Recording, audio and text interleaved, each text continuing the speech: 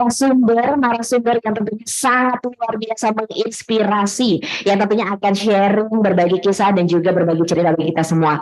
Nah, pada sesi pertama talk show kali ini yang merupakan temanya adalah seputar women entrepreneurship. Nah, ini merupakan narasumber yang luar biasa, yaitu Ibu Indah Deriana Hasman. Namun sebelum saya akan mempersilahkan Ibu Indah untuk tentunya akan memberikan dan juga sharing paparan tentang materi yang akan dibawakan.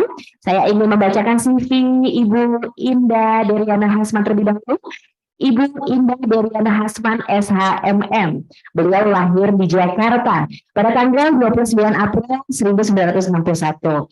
Beliau merupakan lulusan sarjana hukum dari Universitas Pajajaran dan juga program Magister Manajemen di Universitas Bina Nusantara. Beliau mengawali karir sebagai Consumer Banking Account Officer di Bank Duta Bandung dan juga pernah menjabat sebagai Deputy Manager HR dan GA di Cida Prima Group. Dan kemudian beliau juga pernah menjabat sebagai HRD Manager Bakri Finance Group, Assistant Vice President HR Division, ABN AMRO Bank, dan juga VP HR Relationship for Corporate and IB&M Business di HSBC Indonesia. Dan juga Kepala Divisi Sumber Daya Manusia Bank Syariah Mandiri, kemudian juga Part-Time Marketing Director, Karir Business Consulting, kemudian beliau juga terkenal sebagai dosen, Ibu, dosen yang pernah menjadi sebagai dosen paruh waktu di mata kuliah manajemen consulting dan juga mata kuliah manajemen bisnis di BINUS Business School. Dan juga merupakan CEO BGS Human Resource Services dan juga anggota Dewan Pengawas BPJS Ketenagakerjaan. Dan saat ini beliau menjabat sebagai anggota Dewan Pengawas BPJS Kesehatan. Tapi sebelum saya mulai, karena waktunya juga agak sempit, saya mesti bilang ibu-ibu itu sumber inspirasi, karena ibu-ibu itu adalah sebenarnya apa ya Bu ya, guru yang sebenarnya guru. Dari awal kita lahir sampai kita berhasil menjadi manusia yang berguna bagi bangsa. Baik, kita ingin bicara outline. Outline-nya sederhana sekali, bisa dibantu slide-nya. Kita ngomong entrepreneur, berarti kita harus tahu apa itu definisi entrepreneur. Saya cuma bawa 1-2 saja. Lalu kita ingin tahu ciri dan kepribadian seperti apa sih yang bisa membuat seorang itu menjadi wanita pengusaha atau disebut juga women entrepreneur. Lalu hal-hal krusial apa, tantangannya seperti apa, lalu adakah kesempatan dan peluang di atas segala effort atau usaha yang sudah diberikan oleh negara kepada mereka, lalu ekosistem apa yang bisa membuat mereka tumbuh dan berkembang dan menjadi soko guru atau ketahanan ekonomi keluarganya ikut didukung oleh mereka. Next ya, silakan Ibu Indra. Baik, boleh slide berikutnya ya. Kita masuk ke definisi. Schumpeter menyatakan women entrepreneurs are those women who innovate, initiate, or adopt a business activity. Itu simple sekali. Tapi kalau saya bisa bilang, pada dasarnya pengusaha wanita atau women entrepreneurs itu diidentifikasikan sebagai seseorang atau sekelompok wanita yang memprakarsai, mengorganisir, menjalankan, dan memiliki kepedulian pada aktivitas bisnis. Kenapa harus ada 4 faktor itu? Karena kadang-kadang kita bisa memprakarsai, tapi belum tentu kita bisa mengorganisir. Kita bisa memprakarsai dan mengorganisir, belum tentu juga bisa menjalankan. Mungkin orang lain yang menjalankan. Dan yang terakhir, Ibu-ibu, kita memiliki kepedulian. Kalau kita memiliki kepedulian itu unsur yang sangat penting untuk kesuksesan usaha kita. Aspek ini menentukan apa perempuan itu masih terus akan maju, membuat kesinambungan atas effortnya, dan memiliki entrepreneur skill, keterampilan berusaha atau tidak.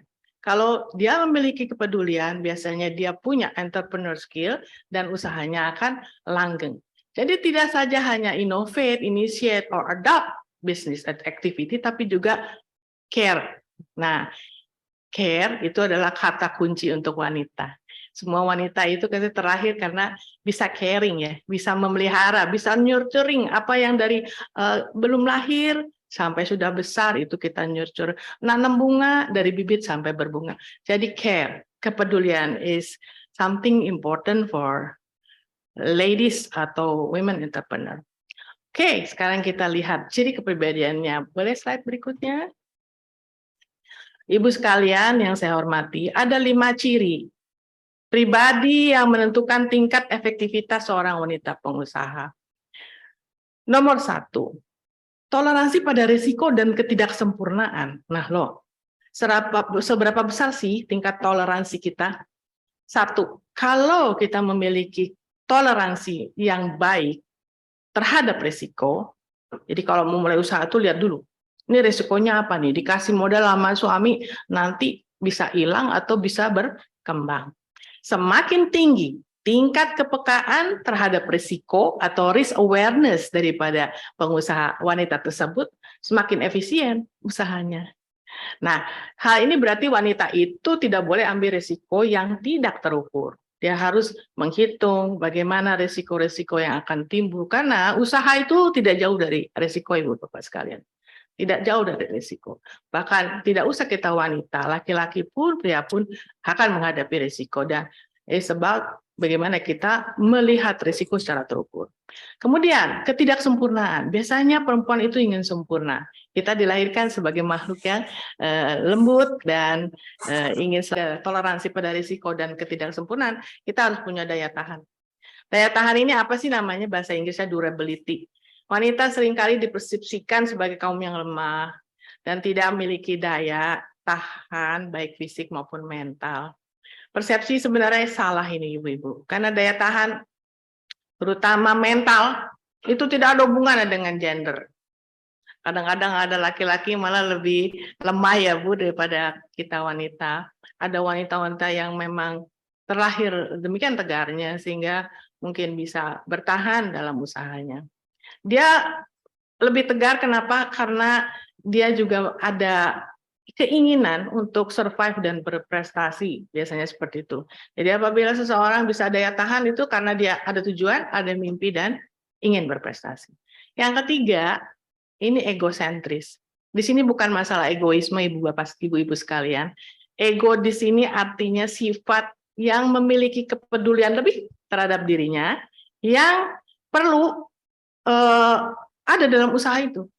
Kalau kita berusaha, tapi kita lebih banyak mendengarkan keinginan orang lain, lama-lama kita lupa bahwa usaha itu harus maju, usaha itu banyak kepentingan yang harus dibela. Biasanya dengan sifat apa? Biasanya yang sangat ingin bisa mendukung egosentris suatu usaha perempuan adalah sifat asertif. Sifat asertif itu ya kita kalau mengajukan suatu kebutuhan atas kepentingan kita sendiri dengan cara sopan santun, dengan cara yang baik, akhirnya orang akan bisa mengikuti. Tapi kalau kita terlalu lemah, biasanya mengalah pada kepentingan orang lain, ini merupakan ciri-ciri pribadi woman entrepreneur yang harus kita balance. Kita manusia yang selalu ingin mengalah, ngayomi, mendidik, mengatur, ya kan? Bahkan caring seperti tadi contohnya mendidik. Itu kita mesti press sedikit perasaan ingin menyenangkan orang lain karena kita ada kepentingan untuk memajukan usaha kita. Lalu yang keempat, kegigihan. Kegigihan di sini adalah ketahanan untuk berupaya dalam jangka waktu yang panjang. Jadi beda dengan daya tahan nomor 2. Daya tahan nomor 2 itu cuma fisik dan mental, tapi kegigihan di sini adalah persistence ya. Jadi terus-terus mau melaksanakan apa yang dia inginkan sampai selesai. Apa yang kita sudah mulai akan kita yang akhiri juga. Memperlihatkan kekuatan niat di sini, Ibu-ibu. Niat seandainya ada masalah, gagal, jatuh, bangkit lagi. Itu namanya kegigihan. Dia tahu bahwa kegagalan dan kejatuhannya itu hanya kesuksesan yang tertunda. Suatu saat saya harus bangkit dan mulai lagi dari nol. Yang kelima, pola pikir. Ini dia yang agak susah gitu kadang-kadang. Mindset itu orang berbeda-beda. Setiap orang dilahirkan dari kecil dengan pendidikan yang berbeda-beda.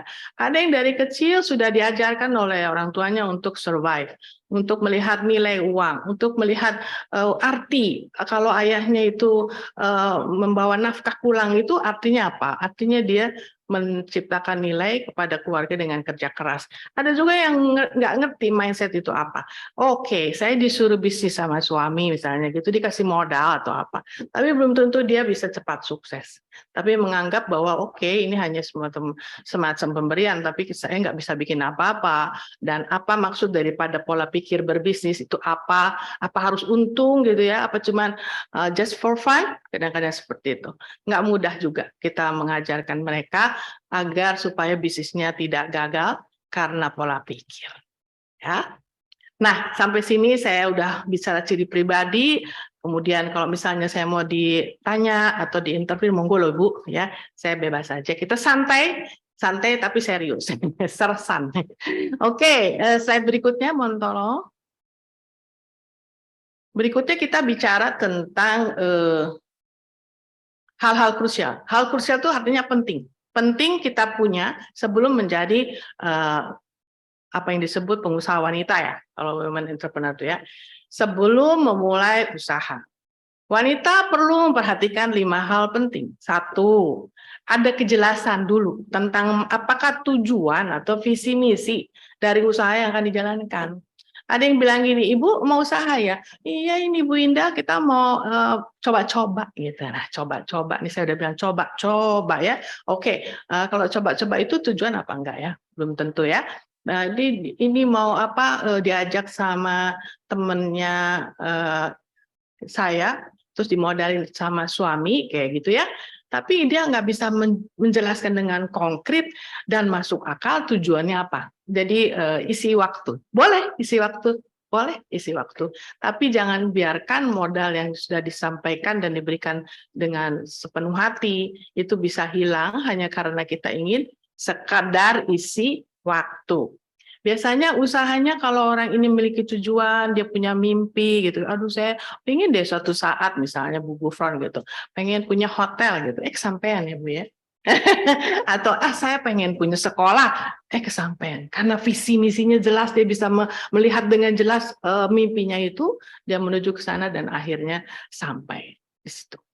Lalu kuat. Kuat di sini artinya bukan hanya fisik ya, tentunya sehat, harus sehat ya. IIK harus sehat juga karena ini di belakang laki-laki yang berhasil, pasal ibu-ibu yang luar biasa ya. Harus kuat terutama dari sisi apa lagi? Stamina. Stamina. Karena di dalam dunia usaha itu Ibu Bapak, Ibu-ibu, kita itu sering ditempa dengan keadaan yang uncertain, tidak jelas nih. Ya, penuh ketidakjelasan. Nah, pada saat kita kuat, kita tegar gitu ya, mau ditempa itu artinya gini loh Bu, kena apa ya, pandemi gitu, baru buka toko gitu ya, baru buka toko konveksi di mall, bayar mahal itu, satu mall yang besar seperti misalnya Pondok Indah itu, 1 bulannya sekitar 30 juta. Tiba-tiba kena pandemi, 2 tahun pula, omset nggak ada. Ya kan?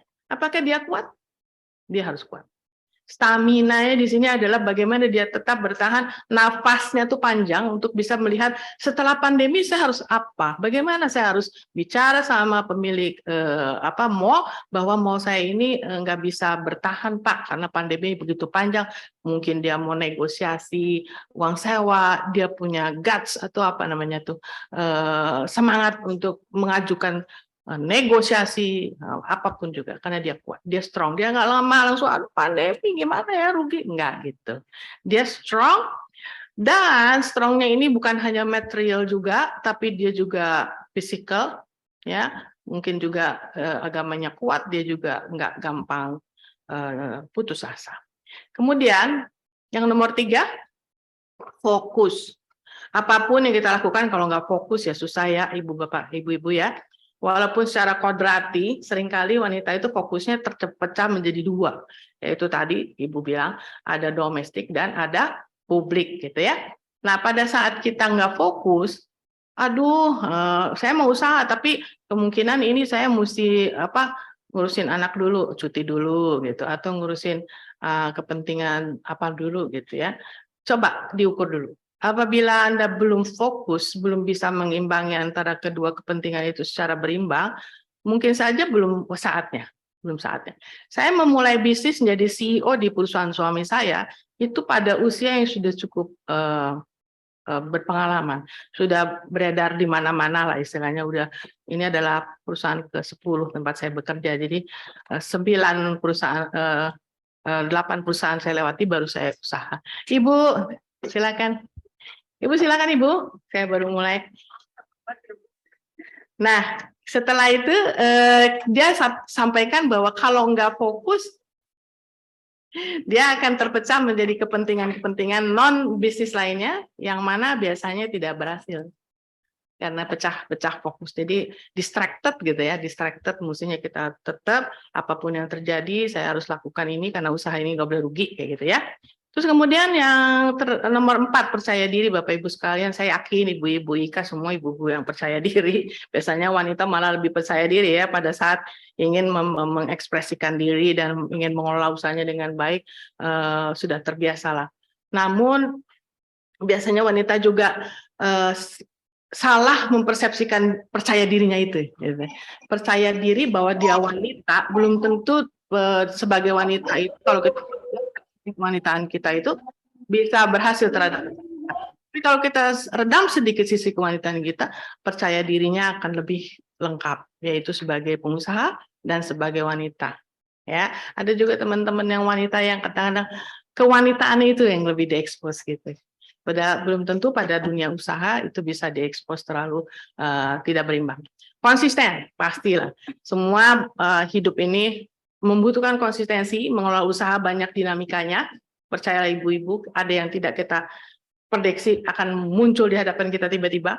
Dan pengusaha itu kadang-kadang sering terbawa arus ikut teman gitu ya, ikut tren baru gitu. Padahal belum tentu itu adalah sesuatu yang memang Anda inginkan. Jadi konsisten itu karena kita punya mimpi, enggak, saya mau ke sana, tidak bisa ada yang mempengaruhi saya untuk belok kepada komitmen awal saya. Jadi konsisten, dan biasanya orang-orang yang memiliki konsistensi tidak pengaruh arus, dia bisa branding dirinya.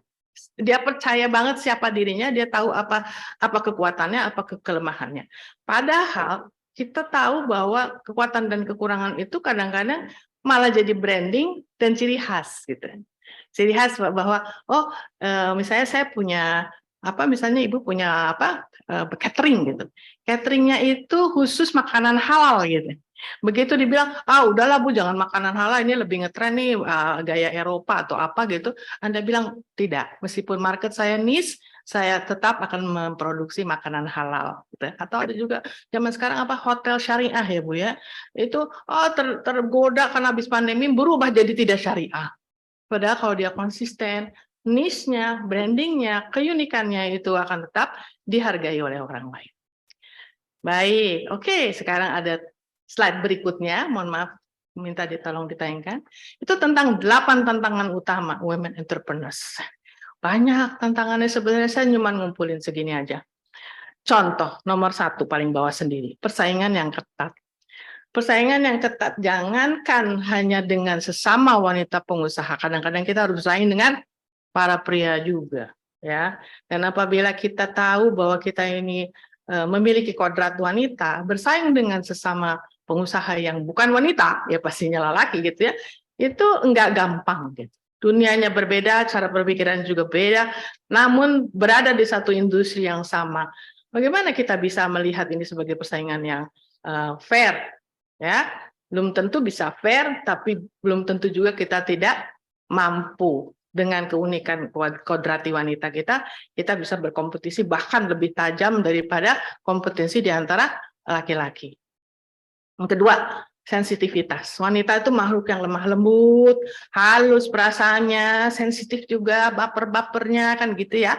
Nah, tanya Ibu Iftida. Ibu Iftida ini tokoh di IWAPI. Kalau sudah di IWAPI katanya susah ya, katanya rumorsnya banyak ya, banyak dramanya gitu. Tapi nggak apa-apa. Kelihatan keadaan sensitivity itu adalah sesuatu yang tidak bisa terlepas daripada emosi wanita. Tapi ingat teman-teman, Bapak, Ibu-ibu sekalian, kita tidak boleh ngomong gender kalau di usaha itu. Kalau kita udah ngomong gender, aku kan perempuan, udah. Anda akan dikejar untuk segi kelemahan kewanitaan Anda itu sendiri. Kita tetap equal, tidak melemahkan posisi wanita kita, dan kita meraih peluang dengan cara mau memberikan nilai-nilai masculinity. Nah, nilai-nilai masculinity seperti apa nih? Jangan sampai kita jadi kayak laki-laki. Enggak, kita mau bersaing misalnya gini, oh itu dunia yang sama. Ibu Kartini berpesan jangan mau kita untuk tidak setarakan. Nah ini yang diejawantakan adalah boleh nggak kalau saya masuk di usaha pedalaman hutan gitu, masuk blusuk mau nebang pohon. Kadang-kadang kok wanita kayak gitu sensitif. Boleh nggak saya masuk bisnis di pemboran lepas pantai? Misalnya. Boleh nggak saya di proyek-proyek pertambangan masuk tuh ke tambang? Atau di bidang jual beli senjata gitu, ekstrimnya gitu. Kan banyak tuh omongannya mungkin tidak sesuai dalam konteks budaya Indonesia. Kok perempuan seperti itu? Tapi saya lihat teman-teman saya banyak juga yang emangnya kenapa? Why not gitu ya. Dan sensitivity itu dia redam sedemikian rupa, tidak menggunakan banyak emosi, asalkan dia tahu bahwa ini baik untuk bangsanya, dia terus dan pakai logika dan berhasil. Bahwa dia memang punya kompetensi dan why not tadi itu. Lalu kemajuan teknologi. Kemajuan teknologi itu memberikan keterbatas informasi tidak ada lagi, semua bisa dicapai. Ibu-ibu bisa ambil data dari mana saja, informasi dari mana saja, dan update. Pada saat kita update, belajar bisa di mana saja, ngambil data dari mana saja. Yang penting informasinya mutakhir. Ya, kita sudah lihat dunia udah berubah. Saya sama Bu If ini kelahiran 60-an ini. Kalau kita nggak banyak baca, Bu, kayaknya sama anak kita aja kita udah mama kuno banget sih gitu. Makanya kita Ibu If senang menulis, saya senang membaca. Apapun saya baca, kita sama ini. Jadi nanti saya bacain buku If tidak aja gitu. Oke, nah akan lebih mudah lagi kita meraih peluang apabila kita banyak informasi. Lalu kita juga tahu kesuksesan dari kompetitor kita. Karena kita bukan baca yang kita mau lihat ke depan, tapi juga kita melihat ke samping, ke atas. Kalau kita ingin seperti contoh pengusaha yang lebih besar, kita belajar apa yang mereka lakukan. Seperti kompetitor kita, apa yang mereka lakukan. Dan mungkin di bawah kita ada perusahaan-perusahaan atau usaha yang belum sampai sebesar kita bina juga. Jadi all round, semuanya bisa kita pelajari. Nomor 4, ini budaya juga nih. Ini kayak persepsi nih. Persepsi wanita sering dianggap tidak terlalu mandiri. Sangat tergantung pada keluarga, pasangan, teman, pegawai gitu ya. Itu sometimes Bu, harus kita tanamkan pada diri kita bahwa kalaupun mereka tidak ada di samping saya bisa lakukan nggak? Kadang-kadang saya suka menantang diri saya sendiri. Sekretaris saya nggak ada misalnya. Kayaknya bisa tuh aku kerjain sendiri. Atau partner saya lagi nggak ada gitu. Biasanya tergantung oleh dia, bisnisnya dikelola sama dia. Kita memacu diri saya dan memacu diri kita sendiri untuk tidak terlalu tergantung. Kita mandiri aja. Selalu katanya keywordnya adalah gini, kalau dia bisa, saya juga bisa. Kan sama-sama manusia. Ini Ibu juga pengusaha, luar biasa. Nanti sharing ya Bu ya. Jadi kalau dia bisa, saya juga bisa. Gitu. Kecuali ya memang kita dilahirkan dengan perbedaan. Contoh ya, kalau saya dulu sama teman-teman Dewas, terutama Pak Ibnu, kan dokter. Saya bilang, Pak Ibnu, saya bukan dokter, tolong ajarin saya dong, kan gitu. Tapi Pak Ibnu juga bilang, Ibu saya nggak ngerti SDM, tolong saya ajarin. So, kita udah tahu bahwa ketergantungan kita ya sampai di situ. Selebihnya, kalau orang lain bisa, kita juga bisa. Oke, lalu nomor 5, nah ini Ibu Bapak. Masalah keuangan. Masalah keuangan itu kan banyak ya. Mengembangkan bisnis memerlukan kecakapan untuk salah satunya menumbuhkan dan memberikan nilai tambah. Ini susah loh Bapak Ibu, Ibu-ibu. Ini saya berada selalu di lingkungan Bapak Ibu, jadi sering ngomong Bapak Ibu. Sekarang Ibu-ibu. Nilai tambah. Nilai tambah itu apa sih? Nilai tambah itu adalah suatu yang tercipta apabila yang kita dapatkan lebih besar daripada yang kita keluarkan kan. Nah, biasanya nih kalau kita jadi ibu rumah tangga kan dapat gaji dari suami ya, ibu-ibu ya. Nah, kita kalau saat kita jadi pengusaha attitude untuk spendingnya itu agak direm sehingga kita tahu pada saat nilai dari luar yang kita peroleh apakah itu penghasilan atau pendapatan perusahaan, itu pastikan spendingnya di bawah itu. Jangan lebih. Nanti besar pasak daripada tiang. Apabila dia mampu mengelola keuangan perusahaan seperti itu, akhirnya dia bisa membuat resiko ya untuk meruginya itu dan bisa menciptakan nilai tambah atau profitability daripada perusahaannya. Itu mula-mula susah, tapi insya Allah dengan keteguhan kita bisa. Yang keenam, keterbatasan mobilitas. Namanya juga kodrat wanita, ya. Kita lebih cenderung berorientasi di sekitar domestik, zona nyaman, ya, kerumah tanggaan, gitu. Tiba-tiba harus usaha. Waduh, biasanya diantar ke sana ke sini, sekarang jalan sendiri deh, gitu ya. Ke kantor-kantor, nawarkan jasa, benar-benar dari bawah, ya, membuat program-program sendiri. Ini kan melawan stigma yang menyatakan bahwa ternyata wanita itu nggak mobile ya, gitu. Lebih mobilitasnya tinggi itu laki-laki gitu. Nah, nggak apa-apa. Memang kita diciptakan untuk tidak seperti itu, tapi kalau bisanya kita harus berada di satu tempat dan tidak bisa digantikan, datanglah. Jangan sungkan-sungkan menyatakan bahwa saya bisa kemanapun untuk bisa menciptakan nilai tambah bagi usaha saya ini. Mobilitas yang tinggi dari wanita-wanita yang mau meluangkan waktu untuk menjalani langkah-langkahnya sampai kemanapun, kalau perlu dari level nasional ke internasional, maka keberhasilannya lebih bisa diukur dan tidak merasa terganggu atas mobilitasnya itu, dia disamakan dengan mobilitas kaum laki-laki. Nggak apa-apa. Tapi tetap kita ada di rumah, kita memiliki domestik, dan kita adalah ratu rumah tangga kita sendiri. Jadi jangan terlalu juga di luar rumah ya. Nanti bapak-bapaknya kasihan gitu. Oke. Nomor 7, Bapak Ibu sekalian, bapak-bapak dan ibu-ibu sekalian semua tahu pendidikan anak-anak itu penting. Coba, kadang-kadang kita lagi fokus mau mengelola usaha, kata suami, "Mah, itu anak gimana pendidikannya? Ini sekolah lebih penting." Itu saya paham, pasti akan menjadi beban ibu-ibu.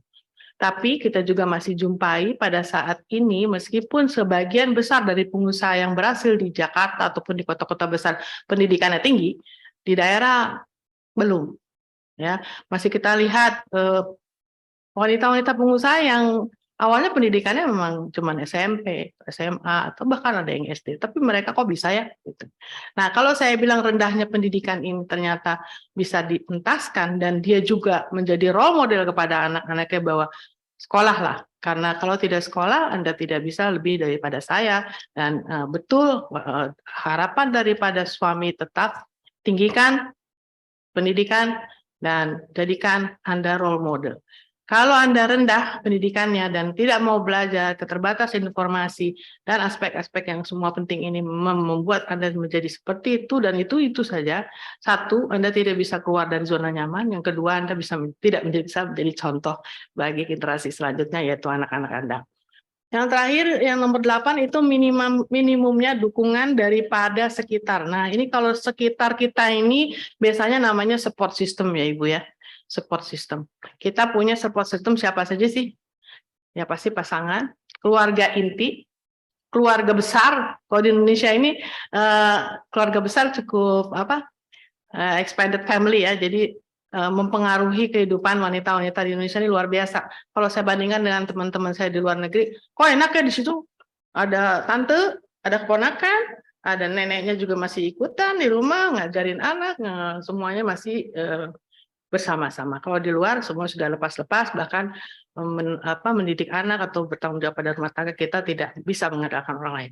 Nah, karena itu menurut saya minimnya jejaring atau pendukungan sekitar ini bisa mengakibatkan orang semakin tidak berkembang. Jadi selain dia punya dukungan support, jejaringnya juga banyak lewat keluarga, lewat teman, lewat tetangga, mungkin itu semakin tinggi keberhasilan wanita tersebut.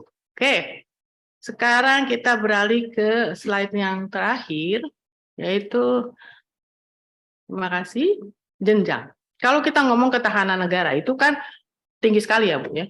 Tapi kita juga lihat kenapa kita bisa menjadi salah satu kontributor terhadap ketahanan ekonomi bangsa, karena ada jenjang-jenjang di sekitar kita yang bisa membuat seseorang yang memiliki usaha perorangan menjadi step by step dibantu, ya, dibantu untuk berkembang sampai akhirnya ke level nasional. Contoh, pada saat seseorang itu memenuhi kebutuhannya untuk berusaha, dia cuma memiliki 1 atau 2 pasar. Loyal customer cuma sedikit pelanggannya. Terus dia bersosialisasi dalam komunitas yang terbatas atau masuk ke organisasi sekitar di rumah tangganya. Kalau dia sudah ingin lebih maju, biasanya dia berasosiasi yang lebih luas. Dari asosiasi yang sifatnya komunitas di lingkungan rumah tangganya, dia masuk ke asosiasi atau komunitas yang sifatnya lebih nasional. Nah, di situ kita lihat di asosiasi yang terdiri dari industri terkait, banyak sekali di Indonesia ini. Kalau perhotelan, ada PHRI, kalau ini ibu ini dulu bikin asosiasi namanya Asosiasi Bisnis Alisdaya, itu untuk industri alidaya, terperbankan dan sebagainya, itu kita masuklah ke industri yang sudah menjadi kancah tempat usahanya kita itu. Ada IWAPI, ada HIPMI, kalau yang muda-muda, lalu Kadin, ada Apindo, belajar dari sana. Setelah itu kita masuk asosiasi itu mau apa sih? Gitu. Apa cuma mau ngumpul-ngumpul aja? Tidak, kita tahu bahwa kita harus mendapatkan kelebihan kompetensi dari yang saat ini kita cuma usaha perorangan. Ada pendidikan di sana, ada pelatihan, ada seminar, ada conference, macam-macam. Yang semuanya itu akan membuat kita menjadi lebih lebih maju gitu ya, lebih maju, pengayaan pengetahuan kita juga luar biasa. Ada training-training juga yang semuanya diselenggarakan oleh asosiasi atau komunitas tersebut, dan kita ingin tahu gitu, untuk industri kita ini kita butuh apa gitu. Jangan seperti katak di bawah tempurung, kita nggak tahu ada ilmu yang bisa membuat kita lebih mampu untuk berusaha. Setelah ikut pendidikan pelatihan nomor 2, kita juga tahu ternyata ada akses ke pemerintah. Biasanya lewat asosiasi itu banyak hal yang bisa digarap bersama pemerintah. Karena biasanya pemerintah lewat kementeriannya ada di belakang asosiasi ataupun perkumpulan-perkumpulan sesuai industrinya. Ada dari departemen UKM, Koperasi dan UKM, ada dari Kementerian Perindustrian, Kementerian Perdagangan, semua mengafiliasi kepada asosiasi atau komunitas tersebut, di mana kita mendapatkan pendidikan dan pelatihan itu. Naik lagi step 1. Wow, lumayan nih dapat akses ke pemerintah.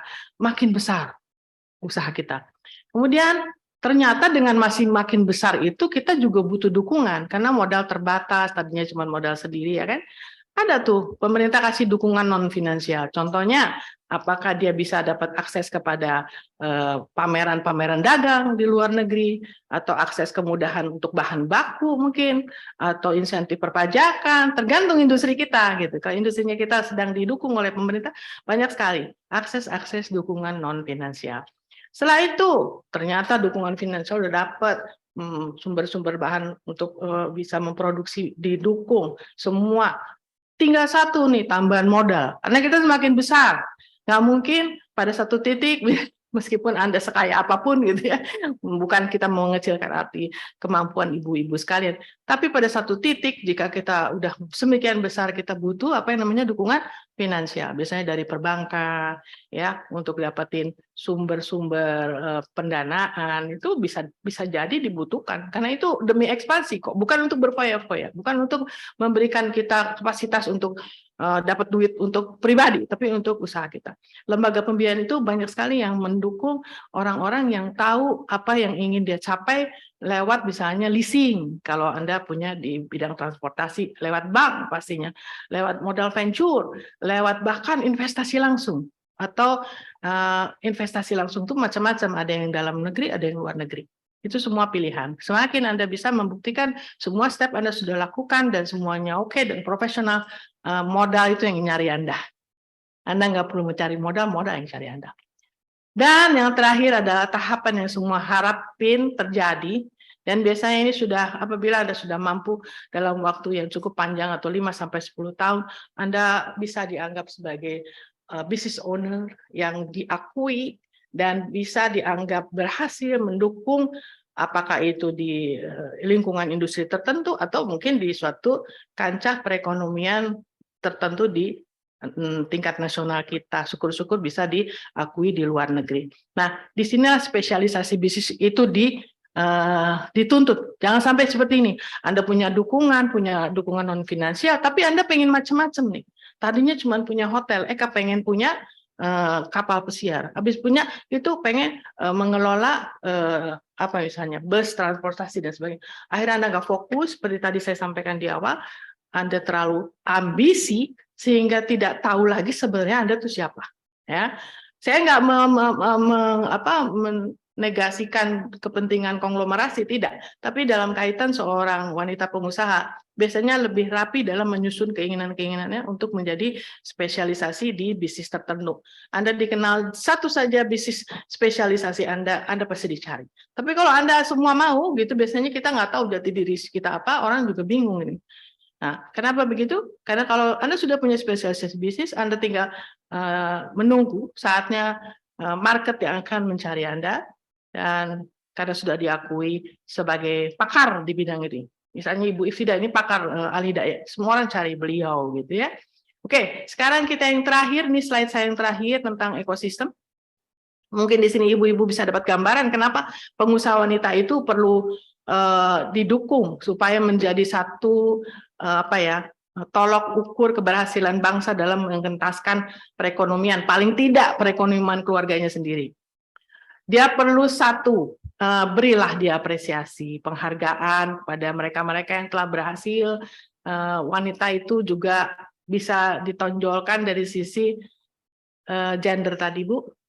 Untuk atas nama Ibu Kartini, kita bisa menyatakan bahwa kita sama dan bisa melakukan hal yang sama dengan pria. Kita role model yang dapat dijadikan contoh bagi yang lain bahwa it's okay to do business as long as Anda tetap wanita. Ya, jangan sampai Anda jadi jati dirinya jadi berubah gitu ya.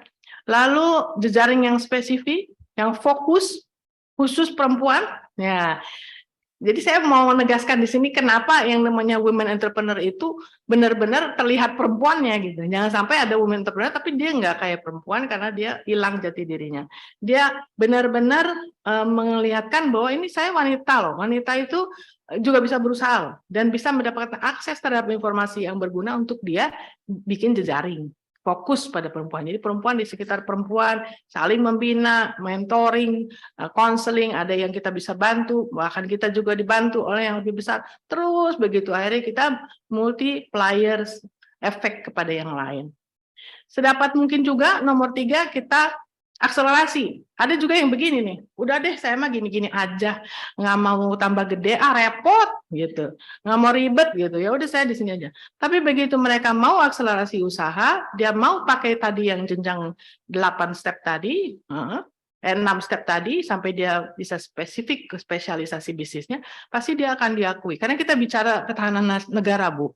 Bukan bicara Anda punya bisnis di domestik Anda masing-masing. Ini sesuatu yang akhirnya pemerintah akan lihat, boleh juga nih ya, kalau wanita-wanita semua yang memiliki usaha seperti ini kan membantu tugasnya Menteri Pemberdayaan Wanita, Bu. Bahwa wanita Indonesia itu bisa diberdayakan. Kan tugasnya juga susah ya, Bu ya. Mereka harus bisa lihat bahwa wanita Indonesia itu sama kok dengan yang ada di luar gitu. Lalu yang nomor 4, ruang gerak yang aman.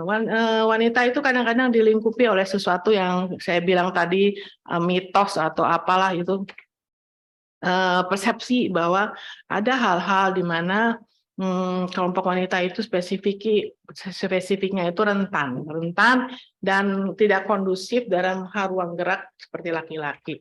Ini juga sifat kodrati kita. Pokoknya sepanjang masa apabila Anda ingin jadi pengusaha, itu dulu.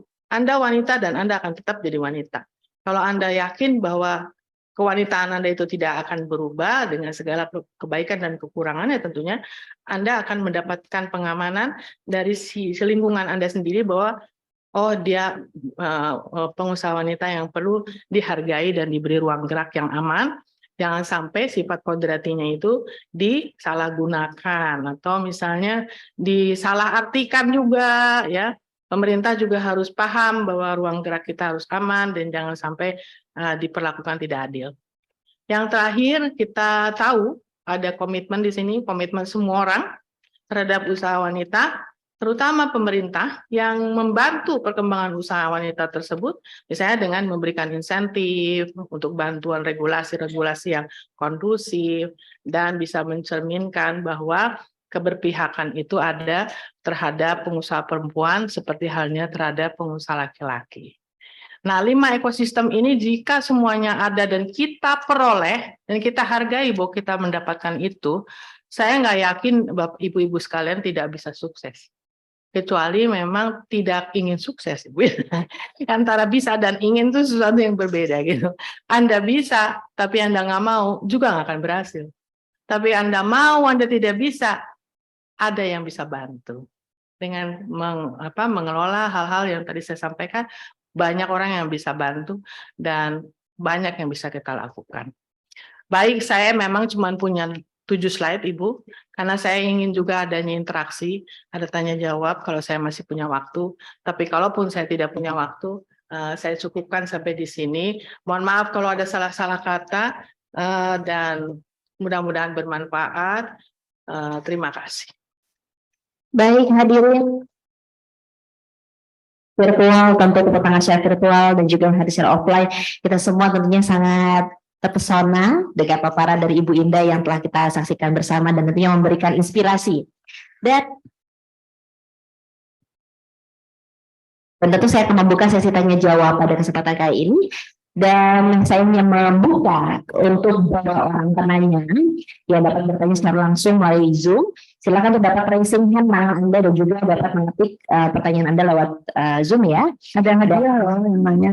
Oh ya, dan tentunya juga kami sudah mempersiapkan hadiah menarik ya dari Ika BPJS Kesehatan bagi penanya yang beruntung. Dan tentu saya juga ingin menyampaikan rules terlebih dahulu untuk pertanyaan yang disampaikan hanya 1 pertanyaan saja bagi masing-masing penanya. Saya akan langsung mempersilahkan penanya yang ingin bertanya untuk dapat raising hand. Dan tentu ini sebuah kesempatan yang luar biasa kita dapat saksikan bersama. Saya akan langsung saja mempersilahkan. Di sini sudah hadir yang Ibu-Ibu Ika dari Sabang sampai Merauke. Kami persilakan bagi yang ingin bertanya, nantinya akan ada hadiah menarik dari IIK BPJS Kesehatan. Silahkan mungkin dengan Ibu Putri dari KCW Tampone ingin bertanya. Oke, baik, sudah ada yang bertanya. Ibu Ita mohon izin dari Kepulauan 9, Ibu Fitriani Hasan. Ibu izin ini bertanya terkait sense of business, apakah itu diciptakan atau bersifat generatif, Ibu? Dipersilakan. Ya, silakan Ibu, dipersilakan. Izin dengan Ibu Fitriani dari Kepul 9, Ibu. Oke, terima kasih Ibu Fitriani. Pertanyaannya bagus sekali. Jadi Ibu, sense of business itu kadang-kadang ada di dalam diri seseorang sejak lahir. Tapi ada juga yang tidak sejak lahir, tapi dia ditempa oleh lingkungan ataupun oleh pelatihan-pelatihan yang membuat dia memiliki sense of business itu. Kebetulan saya punya profesi HR, Human Resource atau SDM, sering sekali diminta oleh direksi-direksi saya pada saat saya menjadi divisi gitu ya. Ibu gimana tuh sense of business anak-anak gitu ya, terutama pihak yang harus menciptakan value added tadi, nilai tambah gitu. Business acumen namanya Bu ya, business acumen. Punya nggak dia sense of business kalau dia harus marketing? Punya nggak dia sense of business pada saat dia harus menciptakan nilai tambah? Nilai tambah terjadi apabila apa? Pendapatan lebih besar daripada pengeluaran. Profitability. Nah, itu bisa dites, Bu. Bisa dites. Ada orang yang sejak lahirnya sudah seperti itu. Misalnya ada di kalangan etnis tertentu ya, itu dari lahir tuh sudah diajarkan what is business. Ya, etnis Tionghoa juga itu bagus sekali melatih anak-anaknya value of money more important than anything gitu. Tapi ada juga mereka yang memang by keturunan memang memiliki spirit itu. Contohnya saya orang Padang nih. Orang Padang katanya pintar dagang, betul nggak sih? Nah itu kan bisa mitos, bisa juga bukan mitos. Tapi saya lihat teman-teman saya yang orang Padang juga belum tentu bisa bisnis juga. Ya, karena mungkin orang tuanya tidak melatih dia untuk itu. Tapi by nature, by culture gitu ya. Bisnis itu bisa dipelajari Ibu Fitriani. Apabila Anda mau belajar, pasti ada. Dan kalaupun Anda sudah punya, itu biasanya assessment kita bisa dilihat tuh kalau di perusahaan-perusahaannya Bu ya. Assessment, business acumen-nya berapa? Misalnya standar 5, dia dapatnya 2, berarti dia memang tidak punya skill itu, business acumen itu. Tapi kalau dia punya, langsung dapat 4 atau 5. Langsung kita ada Bu, per individu. Ada psikolog di sini, lulusan psikologi? Kami pernah sama-sama dengan psikolog di kantor, itu mengolah siapa dari sekelompok group of people yang punya business acumen itu. Nah, jika memang betul ada di antara mereka yang ratingnya tinggi, business sense-nya itu tinggi, kita masukkan ke area-area yang bisa membuat nilai tambah. Contohnya bagian marketing, bagian pencapaian target, bagian merekrut keanggotaan, membership, kalau di kita kepesertaan kayak gitu ya. Jangan dia ditaruh di belakang gitu, karena dia punya business sense luar biasa. Dia selalu mau, ayo kapan lagi minta profit lagi, mana nih dan sebagainya. Itu ada orang-orang seperti itu Ibu Fitriani. Mudah-mudahan terjawab. Terima kasih. Terima kasih Ibu Indah, sedikit merekap Ibu. Jadi memang sense of business ini ada yang hadir secara by nature ya Bu ya. Memang bisa sudah ada dari lahir, kemudian sudah passionnya. Tapi juga bagi yang mungkin ya baru memiliki motivasi juga jangan bersedih hati karena sense of business-nya bisa dilatih ya Bu ya. Bisa dibentuk. Bisa dibentuk. Wah, luar biasa sekali pertanyaannya dan juga jawabannya luar biasa. Langsung dijawab oleh Ibu Indah luar biasa pada siang hari ini. Dan Ibu Indah izin ada juga yang ingin bertanya dari Zoom, sudah raisingkan Ibu Anida dari kantor cabang Bekasi. Dipersilakan Ibu Anida untuk pertanyaannya. Silakan Bu Anida. Baik Ibu, perkenalkan nama saya Anida, saya dari Bekasi. Begini Bu, saya itu memiliki banyak sekali bakat. Jadi bakat saya itu bisa menyanyi. Ya, bakat saya itu bisa menyanyi, memiliki suara yang enak didengar gitu, terus memasak. Saya juga mengikuti pelatihan jahit juga gitu. Selain itu juga orang tua saya support saya untuk sebagai istilahnya pendidikannya juga di saya itu S2 gitu ya. Iya. Terkadang dengan saya bukannya nggak bersyukur ya Bu ya, terkadang dengan berbagai bakat yang saya miliki, saya tuh bingung mau fokusnya tuh yang mana gitu. Saya mau fokus ini, tapi terkadang saya menarik ke hal yang lain. Saya fokus hal yang lain ini, tapi saya tertarik lagi ke hal yang lain lagi karena saya ngerasa oh saya bisa nih melakukan ini, melakukan itu.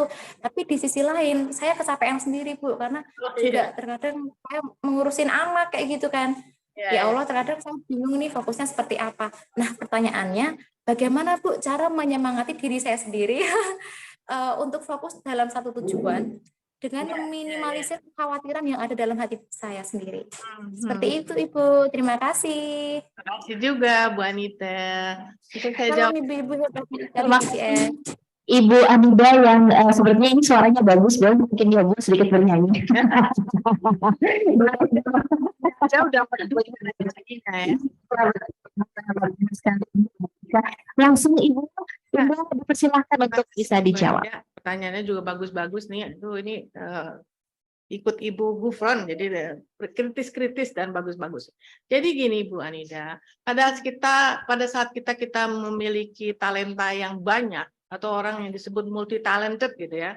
Multi talented itu dia bisa segala-gala sehingga dia menganggap keinginannya banyak gitu. Ini mau gitu. Nah, seperti tadi saya bilang, tolong pilih satu dulu yang paling Anda yakin berhasil. Misalnya, saya suaranya bagus Ibu. Buka dong sekolah nyanyi.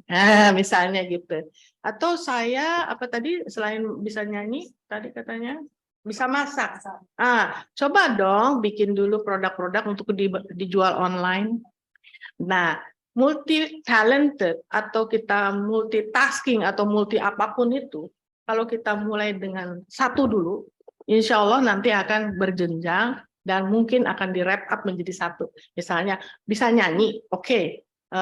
Bisa masak, yuk kita masak dulu, kita bikin produk dulu yang bisa digemari oleh para pelanggan, udah gitu kita adain kafe tempat nyanyi kan gitu ya, pakai karaoke, kan lengkap sudah. Udah 2 talenta langsung dapet gitu Bu Anida ya. Saya senang makan, jadi saya bikin rendang di rumah. Oke, jadi kalau kita multi talented, pilih satu dulu yang paling tingkat keberhasilannya paling bisa kita capai dalam waktu dekat. Setelah itu step by step temukan dengan talenta-talenta lain, di-grab jadi satu. Akhirnya Anda menjadi spesialis yang unik, yaitu punya restoran di mana kita ada karaoke-nya, atau punya restoran di mana anak-anak bisa belajar nyanyi, atau apapun, Bu Arida. Itu spesifik daripada talenta Anda sendiri. Jadi jangan pernah putus asa, fokus pertama, kedua, dan ketiga, dan jadikan itu variasi yang tidak dimiliki oleh orang lain.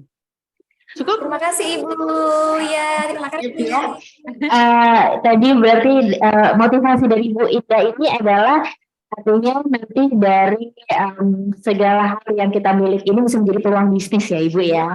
Tapi jangan semuanya mau, satu dulu ya. Fokus begitu ya Bu ya. Baru Fokus satu titik. Kalau semua nanti nggak kepegang.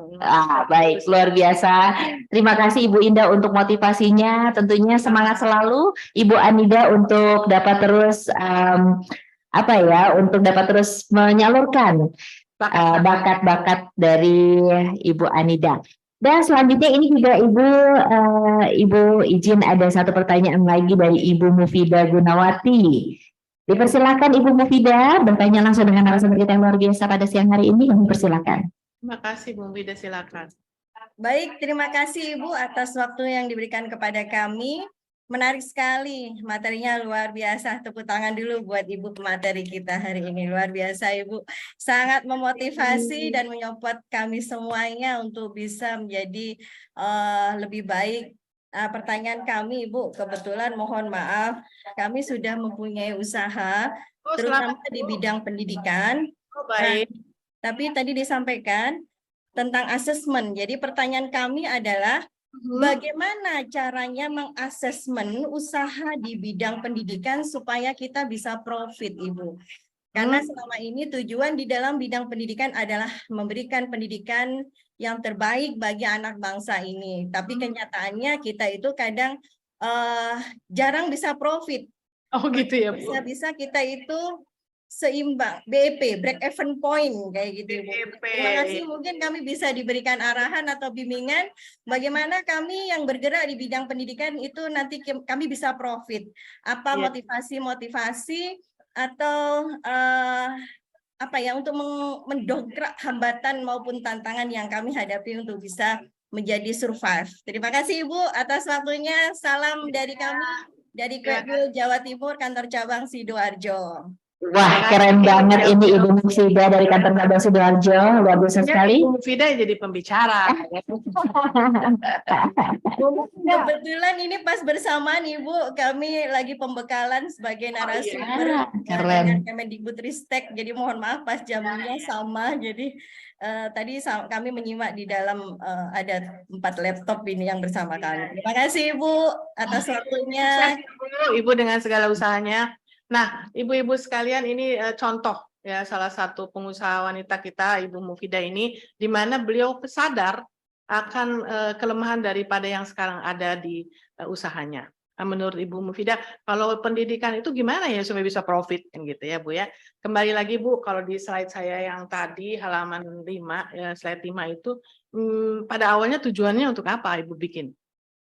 Kalau misalnya kita ingin bikin sekolah, tujuannya apa? Sosial kah? Komersial kah? Kalau memang sosial, dari awal Ibu sudah bilang ini sosial, ada rumah sakit yang sosial, ya Bu Ibnu ya, ada kan? Ada juga rumah sakit yang komersial. Di mana-mana ada sosial, komersial, sosial, komersial. Nah, apabila sudah clear Ibu Mufidah bahwa ingin mendapatkan keuntungan, harus diciptakan keuntungan itu. Caranya, ya saya nggak bisa ngajarin karena saya nggak punya rumah, nggak punya sekolah. Tapi inti-intinya adalah konsisten. Konsisten dalam tujuan awalnya itu. Pengen profit, pengen bikin sekolah yang membawa nilai tambah sehingga bisa berkembang, growing, tambah lagi, dan membesar menjadi ekspansi, dan akhirnya bisa berada di semua kota. Mungkin kalau Ibu punya tujuan seperti itu, Ibu akan memaksakan usaha Ibu itu untuk profit. Ya, kalau ada hal-hal yang bersifat sosial itu diredam sedikit, paling tidak ada surplus. Ya, kalau sosial terus mau sampai kapan? Akhirnya ibu juga bilang ini kok nggak untung-untung ya. Ibu sendiri yang mengeluh. Tapi kalau misalnya sejak awal ibu sudah tegaskan kepada jajaran ibu, kita sosial ya, jangan pernah memikirkan untung. Pokoknya kita didik anak didik kita sebaik-baiknya. Ya itu yang akan ibu lakukan secara konsisten selama bertahun-tahun. Dan biasanya kalau kita tujuannya sosial itu napasnya harus panjang, betul ya Bu Vida ya. Napasnya panjang, ntar dapat modal juga ya di situ-situ aja muternya atau bahkan berkurang. Tapi sosial is social ya. Tapi kalau ibu mau komersial, ibu berikan satu visi yang baru kepada mereka. Kita sudah cukup untuk bisa membuat semuanya terlihat pengabdian kepada negara lewat pendidikan dan segala sesuatu visi misi yang mungkin ibu lebih tahu sejauh mana partisipasi sekolah ibu terhadap misi sosial tersebut. Tapi mau dirubah menjadi komersial, start dengan perencanaan yang betul-betul komersial. Betul-betul diukur berapa sih yang bisa kita mendapatkan masukan, dengan cara apa sih di sekolah ini kita bisa ngetop dan bisa semua murid bisa berpartisipasi dalam memberikan uang sekolah atau uang apa, dan itu dikelola dengan baik, ya kan Bu? Inovasi juga ya, sehingga orang yang tadinya tidak tertarik menjadi tertarik ikut menyekolahkan anak-anaknya di situ. Ibu Mufidah saya yakin Ibu bisa, dan kelihatannya passionnya luar biasa ini sampai 4 laptop sekaligus ya Ibu ya, luar biasa. Ini contoh daripada Ibu pengusaha yang fokus dan memiliki stamina tadi, seperti saya bilang kuat mental maupun fisiknya ya, itu perlu itu Bu. Saya kadang-kadang juga 2-3 laptop sekaligus apa boleh buat ya, karena memang seperti itu. Nah Bu Mufidah, tolong tujuannya dulu kita tentukan. Lalu change mindset-nya Bu, kalau memang ingin profit oriented, jadi social oriented-nya sedikit dikurangin, lebih kepada commerciality. Seperti itu Bu. Tapi kalau memang mau social, ya social terus Bu. Jadi jangan khawatir kalau memang tidak ada nilai tambah. Gitu. Baik, itu aja mungkin menjawab. Terima kasih. Terima kasih Ibu Indah. Bagaimana Ibu Mufidah, sudah puas dengan jawaban Ibu ya? Keren sekali ya, luar biasa. Tepuk tangan sekali lagi untuk Ibu Mufidah yang tentunya juga memberikan semangat untuk kita semua. Dan tentu ini Ibu Indah izin satu lagi, Ibu ada satu pertanyaan lagi yang sangat menarik saya baca di sini dari room chat Zoom dari kantor cabang Mojokerto. Nah ini pertanyaan adalah, Ibu izin untuk mempertahankan bisnis apakah perlu kita menciptakan branding market apabila kita ingin menjual sebuah produk? Branding market. Branding market. Branding market. Oke. Dengan Ibu? Dengan izin Ibu, dengan Ibu Fadil dari kantor cabang Mojokerto. Okay. Terima kasih Bu Fadil. Pertanyaannya semakin lama semakin bagus, semakin bermutu nih. Oke, branding market. Maksud Ibu di sini apakah kita harus? Kenapa tidak? Karena gini, persaingan sangat ketat. Branding kalau beda satu huruf aja, bisa saja merek kita disadur ataupun dipalsukan gitu ya.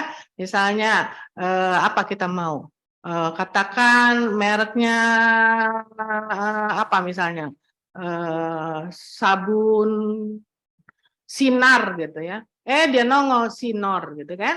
Lain tapi bungkusnya beda dikit, tapi logonya mirip dengan kita. Beda A sama OR gitu ya. Itu kadang-kadang ada kompetisi di situ Ibu.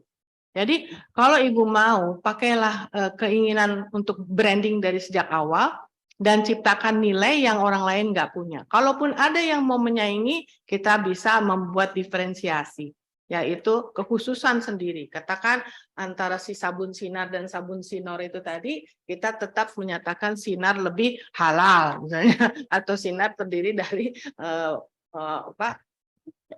apa namanya, sumber hasil yang lebih alami, nggak ada kimianya atau apapun gitu. Branding perlu Ibu, karena at the end of the day kalau kita apalagi produksi jasa ataupun barang yang sudah banyak diminati orang cuma ingat nama, orang cuma ingat manfaatnya. Kalau misalnya Ibu sudah duluan di atas, biasanya yang follower itu nggak punya kesempatan lagi untuk bisa mengkompetisi kita dan memasukkan branding kita tersebut. Jadi jawaban saya adalah lebih fokus, lebih ingin maju bersama-sama dalam satu industri tadi, seperti yang di slide sebelumnya, di slide 6 atau di slide 7, ya. Akses juga berikan banyak contoh-contoh yang bisa kuat dari sisi jaringan, gitu. Anda pakai kompetisi dengan cara latihan dan pendidikan, Anda training, Anda dapatkan kompetensi baru bahkan dari luar negeri ataupun dari dalam negeri, hingga orang bisa beda bahwa sabun Sinor itu bukan apa-apanya dibanding sabun Sinar, misalnya seperti itu. Differentiation, Anda different, that's why branding itu akan muncul dengan sendirinya. Mudah-mudahan terjawab. Kalau tidak, mungkin Ibu bisa elaborate lagi dan saya akan coba jawab lagi. Kali boleh kita berikan tepuk tangan yang paling meriah dan tentunya ungkapan terima kasih untuk Ibu Indah atas luar biasa Bu, insightful material sekali presentation pada pagi hari ini. Dan tentu Ibu sebagai ungkapan terima kasih kami atas berkenannya Ibu telah hadir dan juga berbagi bagi kami semua yang telah hadir. Maka kita akan saksikan bersama penyerahan cenderamata yang tentunya akan diserahkan langsung oleh Ibu Ketua Ikatan Istri Karyawan BPJS Kesehatan Ibu Ina Gufron. Mbak, Kami persilakan. kayaknya ada chatting kata Ibu tadi. Iya. Nanti dikirim ke email aja, Bu. Ah iya, baik, betul sekali Ibu. Tentu pada hari ini memang materinya sangat luar biasa sekali, menarik dan banyak sekali yang masuk ya Bu. Pertanyaan-pertanyaan di sini belum terbacakan dan nanti bagi Bapak Ibu yang hadir yang secara virtual telah mengetik atau telah belum dijawab pertanyaannya, nanti boleh kita akan tampung ya, nanti akan dijawab oleh Ibu Indah. Mungkin izin Ibu melalui tim dari IIK BPJS Kesehatan. Baik, welcome Ibu anytime. Ya, makasih.